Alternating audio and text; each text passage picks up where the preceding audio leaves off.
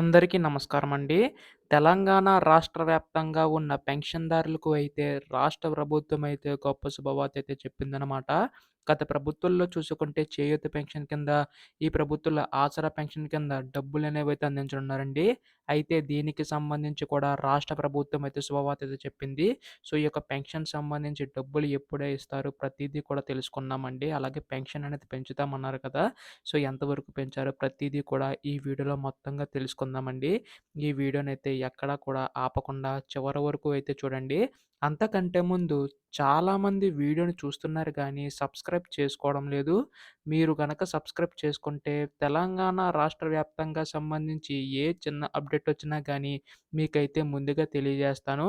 అందుకోసం వెంటనే ఛానెల్‌నైతే సబ్స్క్రైబ్ చేసుకోండి. అలాగే పక్కనే ఉన్న బెల్ ఐకాన్ అయితే ఆల్‌లో పెట్టుకోండి. అప్పుడే మీకు నోటిఫికేషన్ ద్వారా ప్రతి అప్డేట్ కూడా తెలుస్తది.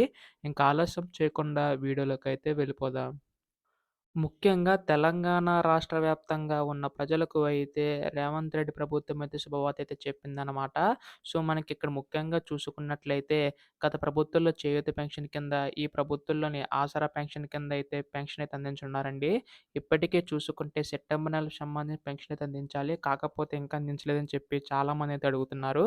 సో, దీనికి సంబంధించి కూడా రాష్ట్ర ప్రభుత్వం అయితే గొప్ప శుభవార్త అయితే చెప్పింది. ఈ యొక్క ఆసరా పెన్షన్ కింద వృద్ధుల వితంతుల కింద రూ. 4,000 అనేవైతే జమ చేయబోతున్నారు. అలాగే ఇక్కడ వికలాంగులు ఇక్కడ దివ్యాంగులు చూసుకుంటే వాళ్ళకి రూ. 6,000 అనేవైతే జమ చేయబోతున్నారండి.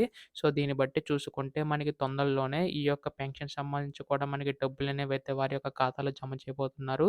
దీనికి సంబంధించి మనకి మొత్తంగా 22,000 కోట్లు అయితే విడుదల చేయనున్నారు. ఇది ఒక శుభవార్తనే చెప్పాలి. దీనివల్ల ప్రతి ఒక్క పెన్షన్‌దారికి కూడా అది మేలు చేకూరుతుందని చెప్పి రాష్ట్ర ప్రభుత్వం అయితే భావిస్తుందండి. అలాగే ఎవరైతే అర్హులు ఉంటారో కేవలం వారికి మాత్రమే ఈ యొక్క పెన్షన్ అనేది అందేలాగైతే రాష్ట్ర ప్రభుత్వం అయితే తీసుకొస్తుంది.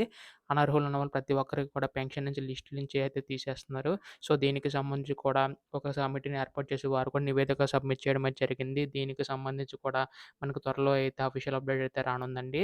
సో, దీనికి సంబంధించి ఏ చిన్న అప్డేట్ వచ్చినా మీరు ముందుగా తెలుసుకోవాలనుకుంటే వెంటనే ఛానెల్‌ని అయితే సబ్స్క్రైబ్ చేసుకోండి. మీరు సబ్స్క్రైబ్ చేసుకుంటే ఇటువంటి అప్డేట్స్ అన్నీ కూడా మీకు ముందుగా తెలియజేస్తాను. ధన్యవాదములు. జై హింద్.